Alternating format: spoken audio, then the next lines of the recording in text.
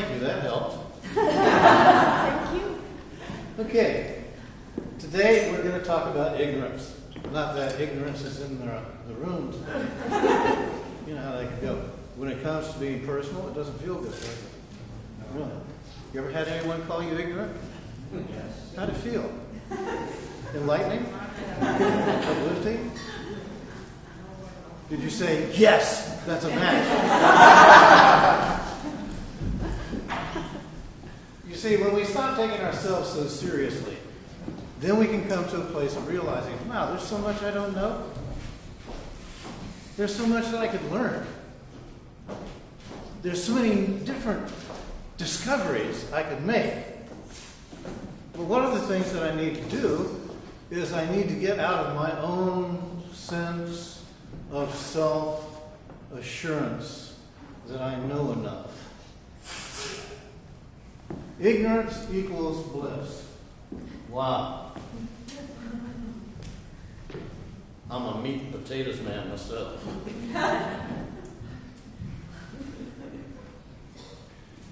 That happened one time when I was fortunate enough to have the privilege of marrying a couple that the man then proclaimed, right after he said, I do, just what I said. And I thought, well, okay. I hope you're ready for this, honey, because you better have a lot of meat and potatoes to keep this guy happy. I lost you right there. Okay, so just get a feel for this now. Because you see, this is not an easy subject for us to broach. We operate under an illusion that has, in part, been promoted time after time after time that we're good enough. We know enough. And in reality, ignorance is bliss because everybody thinks. They think about it from time to time. And they come to the conclusion, hey, what I know is sufficient. But really, ignorance makes it hard for you to change your life. If you think you're going to change your life on the past knowledge that you have, you're in for a real rude awakening. But if you're operating under the assumption that your life is good enough as it is, then you're okay. You're not even in this conversation. You might as well go back and watch whatever sports is on television right now. Because you see, that's a major distraction to keep you from considering what really is happening in the world. All we have to do, meaning those who want to keep you distracted, is give you things that we are promoting that are going to keep you locked into a certain mindset that in essence is going to keep you ignorant of what's really going on. So today is perhaps a time of education. Now I know that who you think you are has a lot to do with who you have been told you are. Think about it now. Here you are in physical form. You're a spirit clothed in a body of earth. And you have been told that you're going to live for a certain number of years, and then after that's over, that's it. Or, if that isn't it, then you have two possible destinations. You're either going to heaven or you're going to hell. And that is already predetermined to a certain extent, but it can change if you change your mind and accept certain things that have nothing to do with who you are whatsoever, but really have to do with you giving your power away to somebody else. And then if you do that, then you'll be guaranteed to go to heaven. Wow. Does that translate into anything similar to ignorance? Boom! That just sent shockwaves out. All of those, it did. To all of those who are firmly convinced that that's the truth. But you see, who you are as a spirit clothed in a body of earth is a spirit who has been clothed in a body of earth before, again, and again, and again. This thing such as reincarnation is a reality. I mean, stop, just think about it. Are you given one chance only? One? A opportunity only, one incarnation only, and then that's it?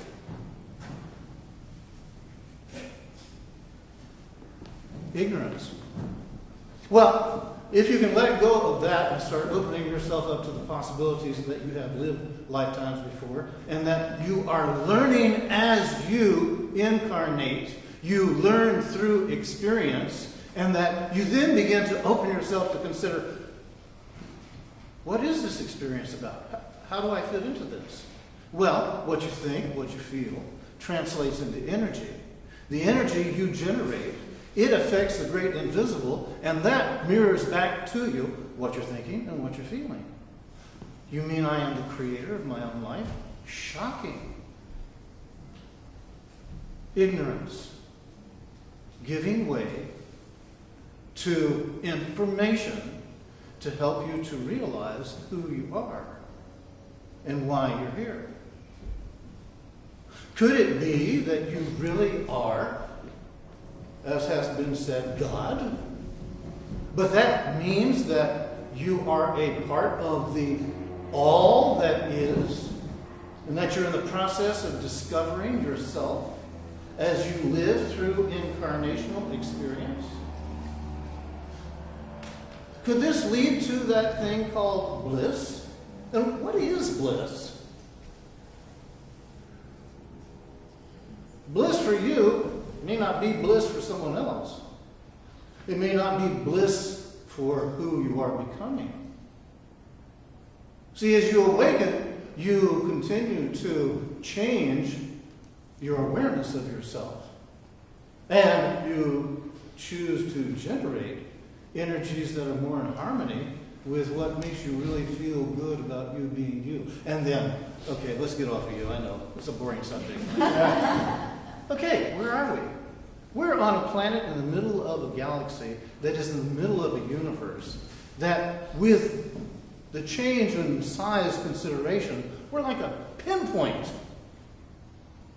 But we're here. And this planet, whether you like it or not, is our home. It's the only one we have. And what we are experiencing right now is how we have treated our home that is affecting its environment, that is going to affect us, that eventually will get our attention, that we're the ones who are responsible for making any kind of change. If it's going to improve, it's going to have to be an improvement in our relationship to our planet. Ignorance? Would you rather be ignorant of this?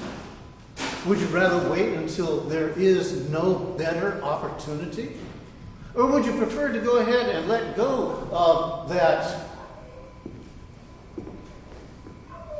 that distraction that's keeping you from realizing there are those who want to only make money off of the situation right now, regardless of how it affects the planet?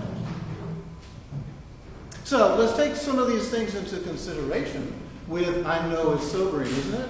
Where's the bliss in this? Okay. See, if all you're living for is to feel good in the moment, then you're missing the moment of opportunity to help you to raise your rate of vibration so that you feel good about what you're actually doing to help the situation. That translates into responsibility, the ability to respond. I believe it was last week that a movie was made available to at least the U.S. public before the flood. And it makes reference to the genuine conditions that exist with our planet right now. I would encourage you to become more aware of who you are and your relationship and your ability to respond to our home. I made mention of the distractions that are such as sports. I know some people that live entirely for being involved in sports activities. I think they're wonderful. But have you noticed that the people who are involved in sports, for the most part, are millionaires? Does that say anything? That they're paying big money to entertain us? That keeps our attention away from perhaps more meaningful activities? And what about politics? What's happening in the world right now, or at least affecting the world that's happening here in the United States right now? Because of what happened with our national election, I heard of so many people who went into shock, went into depression. They just could not believe what was happening. Others were just unbelievably exuberant because of what happened. And that play is still going on, and it is a form of distraction to keep your attention away from that play is going to go on until it stops going on. Now, if you feel like you can actually contribute something positively to this, well, then please do. Otherwise, realize that bliss may look like you're becoming sufficiently informed to where you stop paying attention to the distraction and you get yourself centered and start living a life that is meaningful to you and is meaningful to giving of yourself to something larger than you that needs your giving. I grew up in Florida. The chance of me seeing snow, rare indeed. I moved to California. I got to go to see snow. Do you realize the places that I got to go see snow don't have snow now? And only just a few years ago, I had my first opportunity to go to Alaska. And I got to see the receding glaciers. And even then, they didn't want to whisper. Say the word. Change in climate. Global warming. And it's happening. You see, our children and those who are coming into the world now may very well not see snow. And everything that we take for granted when we go out on our walks in nature, they're changing right before our very eyes. When you go to the beach, the Pacific Ocean, that for 5 years has had radiation pumped into it. You think that's going to make a change? And are we being encouraged to make a change about it? Are you kidding? There's hardly even a peep made about it. Ignorance? Damn right. Imposed? You better believe it. You see, this is our planet. This is our home. We're going to go to Mars? Maybe, but not in time. And do you see how desolate Mars looks? Is that any indication as to what planet Earth could look like? My encouragement is for you to get out into nature. Become a part of it. Become appreciative of it. Rejoice in it. Become blissfully involved in living it so that it gets your vibrations and stimulates you to a place where you choose to live something that is going to help these natural connections that we have to survive our past ignorance. You see, there is much that we can do, but we're going to have to get out of this ignorant phase of thinking that, hell, that's not my responsibility. That's why I elected so-and-so. Are you out of your mind?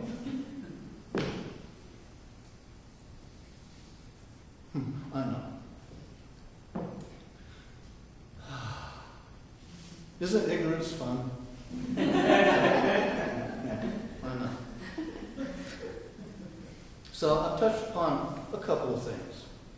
Who you are, your home, and the deliberate distractions. And then also the encouragement to involve yourself in living a life that really is something you feel good about. That you, when you wake up in the morning, you say, here I am. I have another day to live a meaningful life instead of just sucking this place dry. And then when I go to bed at night, I'll actually be able to look at myself in the mirror when I'm brushing my teeth and see a reflection that makes me feel good about me being me. Don't put this off on anybody else. You see, it starts with you. It starts with me. It starts with us making small but significant changes to improve our relationships to ourselves and to everything else that we possibly can. Now, one last thing that I did want to touch upon so far as ignorance, and that has to do with you feeling sorry for yourself.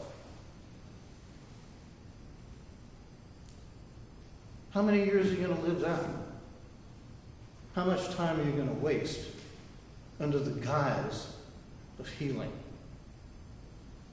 You see, healing really has to do with saying, right now, by God, I'm making a change.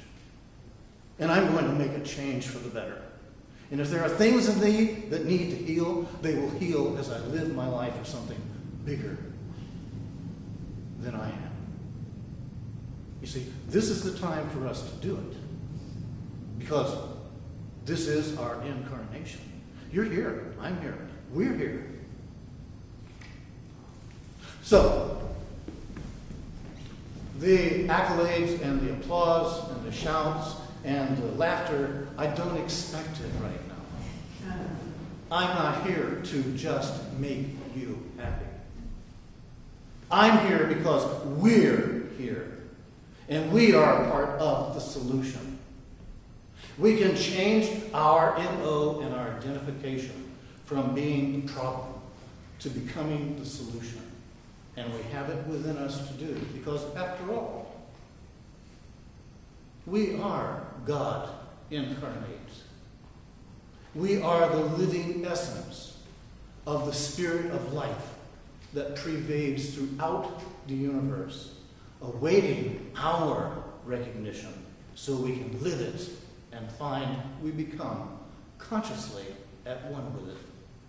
Thank you so much for your attention. Thank you.